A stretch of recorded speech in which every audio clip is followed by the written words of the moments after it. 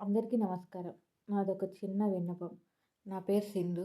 నేను ఈ వీడియో చేయడానికి ఒక చిన్న రీజన్ ఉంది. దాని గురించి నేను చేస్తున్నాను. ఏంటంటే నేను ఈ మధ్య కొన్ని వీడియోస్ చూస్తున్నాను. ఫేస్బుక్కుల్లో, ఇన్‌స్టాగ్రామ్‌లో వాటిలల్లో ఏంటంటే యాక్సిడెంట్ అయిందని, లేదంటే హెల్త్ బాలేదని చెప్పేసేసి చాలా వీడియోస్ వస్తున్నాయి. అయితే కొంతమందేమో అమౌంట్ వేయలేని పరిస్థితిలో ఉంటారు. కొంతమందేమో అది వాళ్ళ దాకా చేరుతదా లేదా అన్న సందేహంతో ఉంటున్నారు. వాళ్ళకి నిజంగా అవసరమైతే ఆ అమౌంట్ వెళ్తుందా లేదా అన్న ఇది నాకు ఒక్కసారి అనిపిస్తుంది. సహాయం అందుతుందా లేదా అని.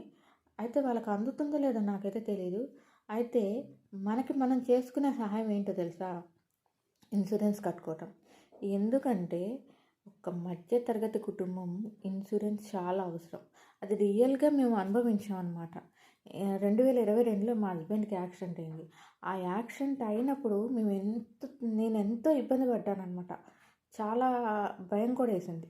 కానీ తను ముందు జాగ్రత్తతో ఇన్సూరెన్స్ కట్టుకున్నాడు. ఆ కట్టుకోవటంతో మాకు ఆ అమౌంట్ చాలా ఉపయోగపడిందనమాట.